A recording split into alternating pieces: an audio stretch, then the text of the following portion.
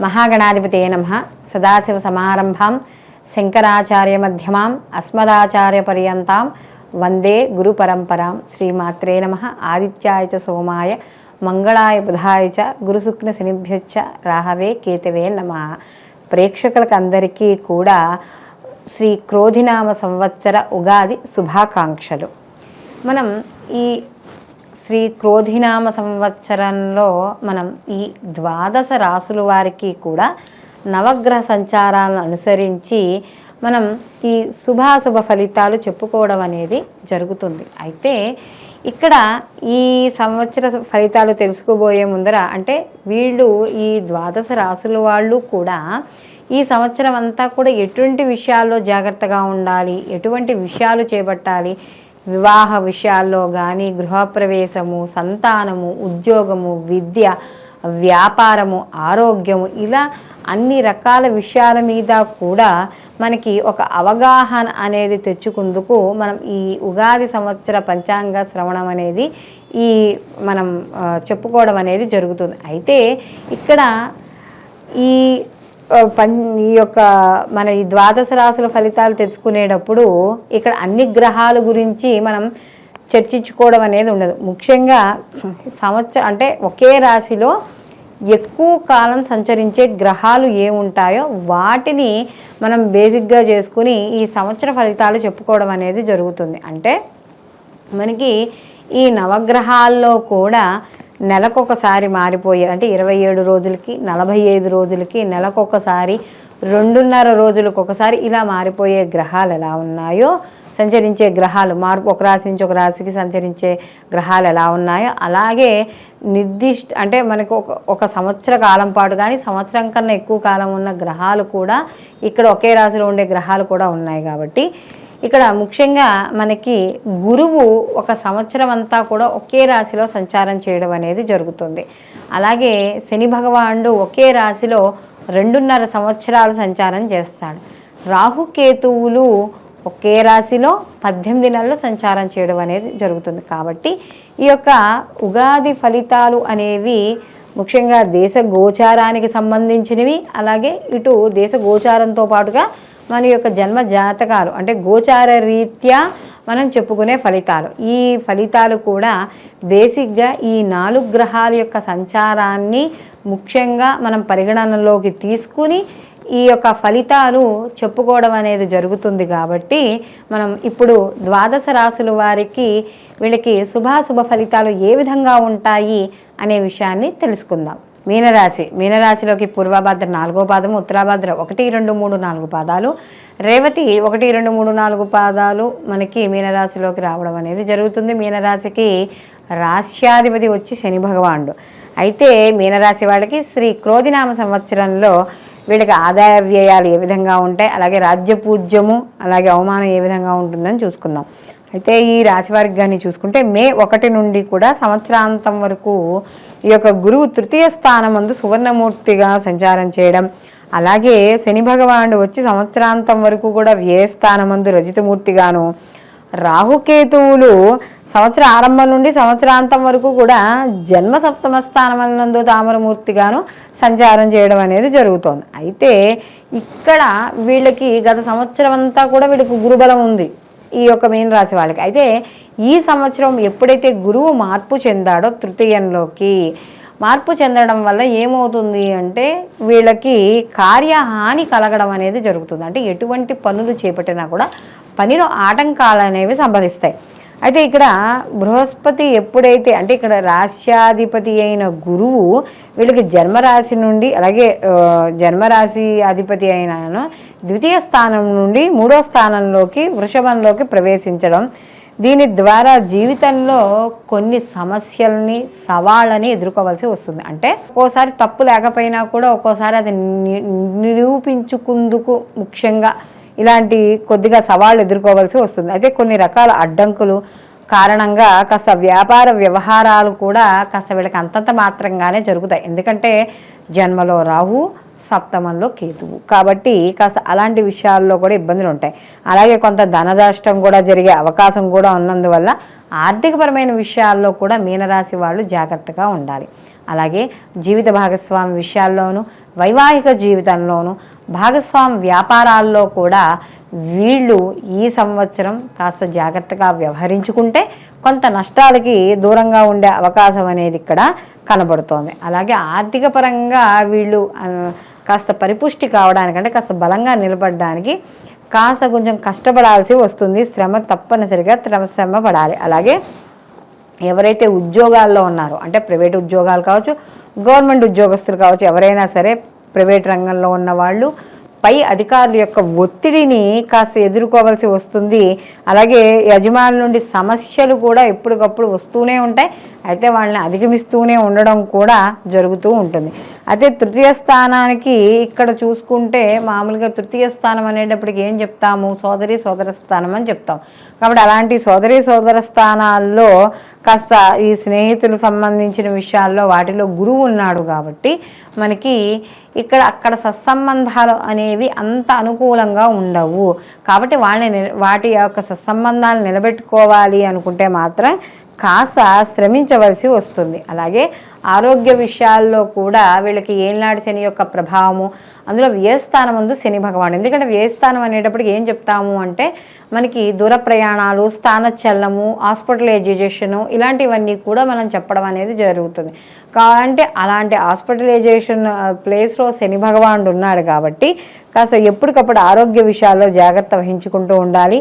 ఆధ్యాత్మికపరమైన విషయాల్లో ప్రయత్నపూర్వకంగా కల్పించుకోవాలి. అంటే ఏదైనా ఒక గుళ్ళో ఏదైనా కార్యక్రమం జరుగుతోంది, మనంతటా మనం వెళ్ళి గుళ్ళోకి వెళ్ళి ప్రయత్నపూర్వకంగా డబ్బులు వేసినా వేయకపోయినా, కనీసం ఆర్థిక పరిస్థితి బాగాలేకపోయినా శారీరకంగానైనా కష్టపడాలి. లేకపోతే ఎక్కడైనా గుళ్ళోకి వెళ్ళడం, ప్రదక్షిణాలు చేయడం, ప్రయత్నపూర్వకంగా ఏదో భారతమో భాగవతమో అలాంటివి చదవడానికి ప్రయత్నించాలి. చదవలేకపోయినా కనీసం ఏదో ఒక స్తోత్రాన్నైనా సరే చదువుకుని తీరాలి. అలా చదువుకుంటే తప్పనిసరిగా దైవబలం అనేది పెరిగి ఆ దైవబలం సహకరించడం వల్ల కొన్ని పనులు ఏవైతే అవి ఆగిపోయాయో ముందుకు వెళ్ళడం అనేది జరుగుతుంది. అలాగే దాన ధర్మాలు ఇవన్నీ కూడా చేయడం అనేది మంచిది.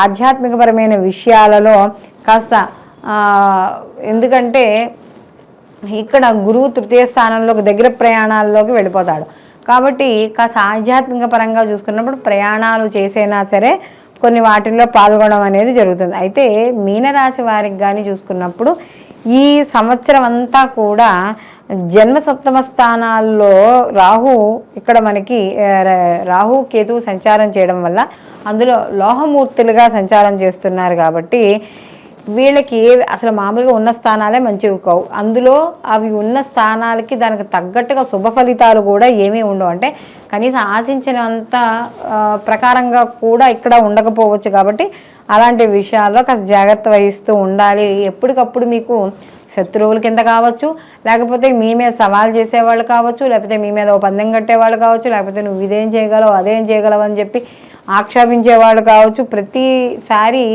మార్గం మధ్యలో ఇలాంటి వాళ్ళు అడ్డంకులు పెట్టేవాళ్ళు బోలెడు మంది ఉంటారు. కాబట్టి తప్పకుండా దాన్ని దైవ బలంతో మాత్రమే మనం ఎదిరించగలం. అలాగే వృత్తి వ్యాపారాల్లో సామాన్యంగా ఉంటుంది.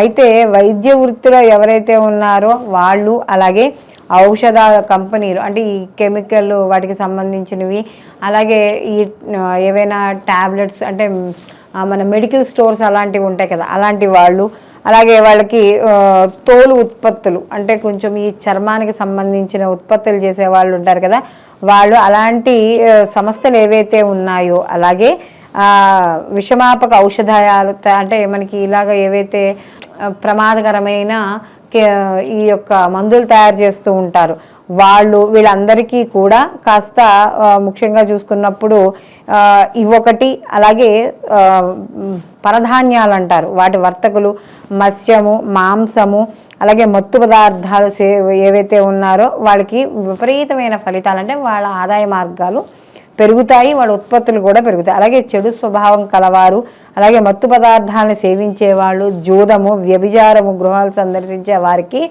వీళ్ళకి అంటే ఏవైతే పనులు చేయకూడదు అంటే స్మగుల్ గూడ్స్ అవన్నీ చేస్తూ ఉంటారు కదా, వాళ్ళు అంటే ఏవైతే పనులు చేయకూడదో వాటి ద్వారా డబ్బులు సంపాదించే వాళ్ళు వీళ్ళందరికీ కూడా కాస్త కొంచెం ఇబ్బంది పడే సమస్యగా ఇక్కడ కనబడుతోంది. అలాగే నిజాయితీగా ఎవరైతే ఉండారో వాళ్ళందరికీ కూడా ఇక్కడ ఇబ్బంది పడే అవకాశం అనేది కనబడుతుంది, బయటపడే అవకాశం అనేది కనబడుతుంది. కారణం ఏంటి అంటే ఇక్కడ రాహువు మనకి ఛాయాకారకుడు, ఛాయాగ్రహంగా చెప్తాం రాహుకేతువులు. అలాంటప్పుడు ఇక్కడ రాహు ఎప్పుడైతే భ్రమకారకుడు, అలాగే ఎక్స్పెండ్ చేస్తూ ఉంటాడు.